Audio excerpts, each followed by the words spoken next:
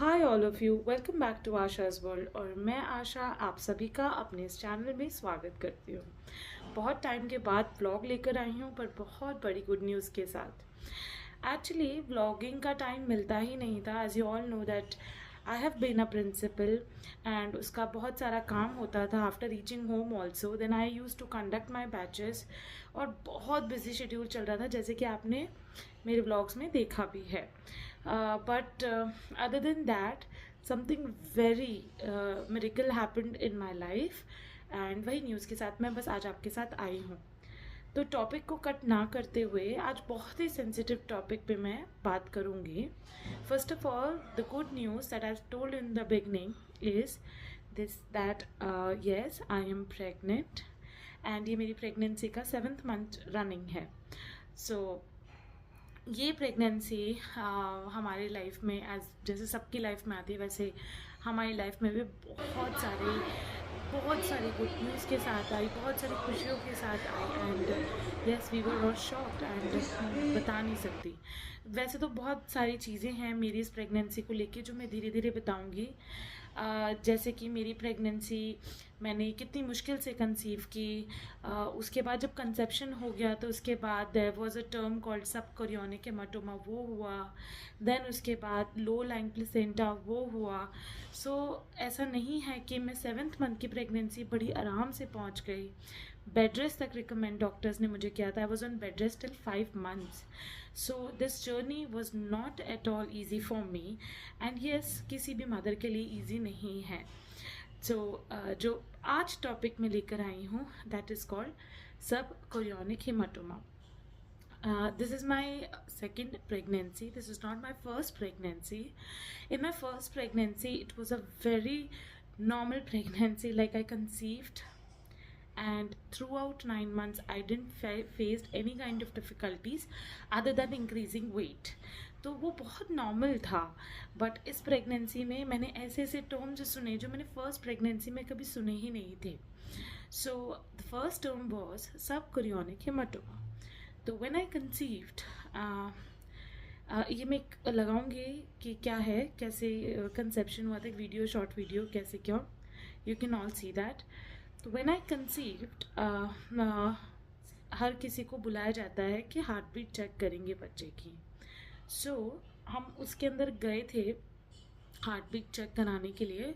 तो डॉक्टर ने हमको डेट दी थी 17 अक्टूबर, बट हम लोग 15 को ही हमें जाना पड़ा। बिकॉज जब मुझे पता चला कि मुझे कंसीव हो गया तो हमने कहा चलो ठीक है, डॉक्टर ने 17 को बुलाया बट हम 15 को गए बिकॉज मुझे स्पॉटिंग शुरू हो गई थी। It was not a massive flow of blood, it was just the spotting.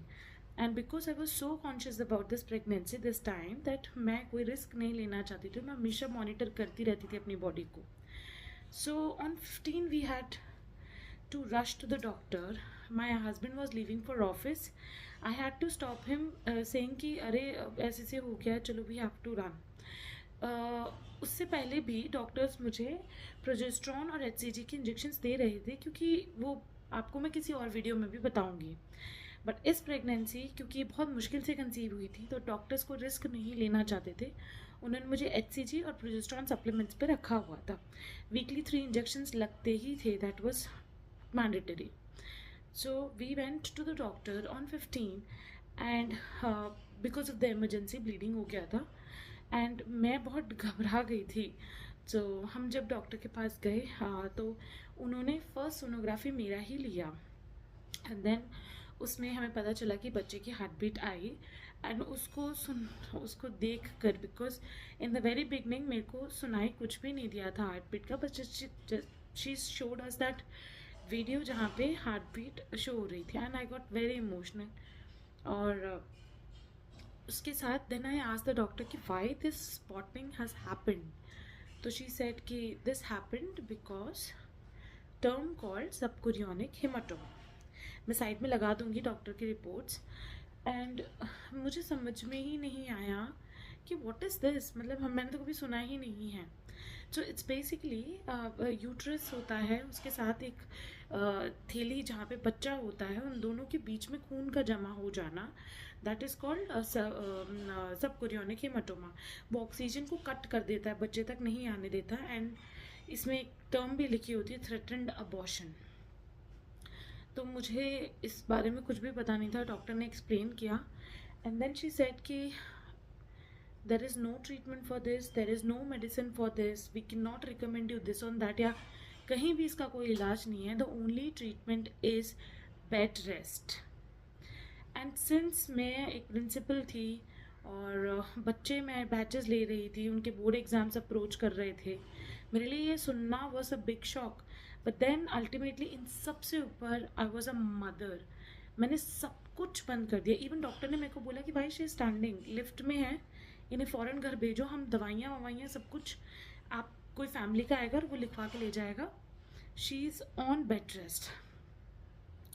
And then घर आने के बाद I was completely on bed rest. और आप सोचो किसी का शेड्यूल ऐसे पूरा दिन का बना हो और उसको बेड रेस्ट पे डालना हो, it was very hard for me, but I had to do it for my baby. So then बहुत ज़्यादा मैनिफेस्टेशन और बच्चे के साथ बात करना कि नहीं, you are a strong child, I am there to help you out, will fight it together. I use to talk to my baby a lot. And then मैंने डॉक्टर को बहुत जल्दी 15 दिन बाद ही मैंने उनको अप्रोच किया कि चलो देखते हैं ना कि क्लॉट साइज कम हुआ है कि नहीं। She said there is no harm, we can do that. But कुछ भी कम नहीं हुआ, मतलब 1.5 महीने की प्रेगनेंसी में 2 महीने की प्रेगनेंसी तक कोई क्लॉट साइज कम नहीं हुआ था। मैं बहुत परेशान हो गई, मैंने कहा इतना आप बेड रेस्ट कर रहे हो एंड उसके बाद भी the clot size has not reduced. इसमें फैमिली सपोर्ट बहुत ज़रूरी होता है, मतलब I you can not do any kind of activity, you have to reduce that loss to get out of this situation. So 2 months पे भी दोबारा sonography हुई, उसकी रिपोर्ट भी मैं यहाँ स्क्रीन पे लगाऊंगी, उसमें भी कोई फ़र्क नहीं था। एंड देन मैंने कहा लेट इट बी, मैं ऐसे ही बेड रेस्ट ही करूँगी। I use to just go to the washroom, come back. नहाना भी मैं 3 से 4 दिन में करती थी, मुझे ऐसा लगता था इफ़ आई बेंड और ऐसे वैसे नहाना पूरी ज़िंदगी चलेगा, सब कुछ है, but this is important and somewhere family support was, मतलब बहुत बहुत ज़्यादा फैमिली सपोर्ट था। तो देन नाउ 3rd मंथ जब आपका होता है तो डॉक्टर्स आपको NT-NB स्कैन के लिए बोलते हैं। वो स्कैन मेरा आने वाला था और उससे स्कैन से 2 या 3 दिन पहले मुझे बहुत डार्क एक ऐसा ब्लड स्पॉट महसूस हुआ कि हाँ वो आया है, but that was not normal, वो रेडिश नहीं था, that was blackish. So I called my doctor immediately. Like in these kind of a situation you want a doctor जो आपकी हर तरीके से हेल्प करे, जो आपको आंसर करे। And my doctor, trust me, she is so good. इतने छोटे शहर में इतनी बढ़िया डॉक्टर है। She replied me to every question, like कभी स्पॉटिंग हुआ तो कौन सा टैबलेट लेना है, कितने इंजेक्शंस बढ़ाने हैं। उन्होंने कभी ऐसा मुझे फोर्स नहीं किया you have to come here and then, because she knew my situation. So every time she was there to answer my calls and to answer all my queries. So that was a very big thing. तो I called my doctor and said यार ऐसे ऐसे हो रहा है ma'am. She said जो हमने कल सोनोग्राफी की थी उसमें मुझे दिख रहा था कि ऐसा कुछ बाहर आएगा। सो आई एम श्योर कि ये जो चीज़ है सबको unique haematoma, it's binded of and अब ऐसा कुछ भी नहीं है। देन हमारा अगले दिन NT-NB स्कैन था, उस स्कैन के अंदर ये चीज़ आई नहीं और इस तरीके से आई वॉज हैप्पी कि चलो बेड रेस्ट से फ़र्क पड़ा है। Since I have not done any kind of activity, my body has not done any kind of activity, because of that वो डिज़ोल्व हो गया। So to all the mothers out there, because जब मेरे साथ ये हुआ था तो मैंने बहुत यूट्यूब पे स्क्रॉल किए थे वीडियोस, कहीं किसी का पर्सनल एक्सपीरियंस मिल जाए, कहीं किसकी पर्सनल बात मिल जाए, तो वो क्या होता है ना, आप कनेक्ट कर पाते हो।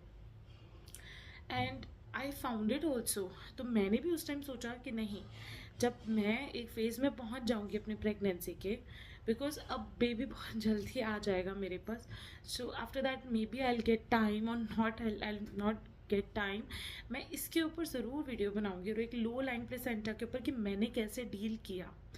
तो सबकुरियोनिक हेमाटोमा से तो मैंने ऐसे डील किया कि मैंने कोई बॉडी एक्टिविटी नहीं की, मैंने अपने शरीर को बिल्कुल परेशान नहीं किया और मैंने अपने दिमाग को बहुत पॉजिटिव रखा कि no this will happen. But एक स्कैन में तो डॉक्टर ने मुझे ये भी बोला था कि अगर ये टाइम निकल जाए तो आना। According to her also the situation was so crucial that I will not be getting, but उन्होंने मुझे ये भी कहा कि Asha, you have reach to this stage of pregnancy, it's all because of your positivity. So as a mother you need to be very positive. और आपको अपने बच्चे से बात करती रहनी पड़ेगी. आपको उसे हिम्मत देनी है कि नहीं, will fight whatever is the situation. हम बाहर भी. So this is how I fought with subchorionic haematoma. Positive रहिए, जैसा आपके डॉक्टर्स आपको कहते हैं वैसा कीजिए. डोजेस अपनी मिस मत कीजिए. मैंने सबकोरियोनिक हेमाटोमा और लो लाइंग प्लेसेंटा की वजह से 80+ इंजेक्शंस खाए हैं, and those injections are so painful. I will make video related to dose progesterone injections also. So वो सब वर्थ है जब आपका सिचुएशन और आपका बेबी सही है. So it's here, be positive and definitely सब कुछ सही होगा. I'll be making video on low-lying placenta and also progesterone injections, about my story of conception, how I conceived after 6 years of trying, and if you want any other video related to pregnancy, we'll make a video on that. Pray कीजिएगा कि ये pregnancy healthy हो, baby अच्छे से हो जाए. And if you like my video, do subscribe the channel and please like. Thank you so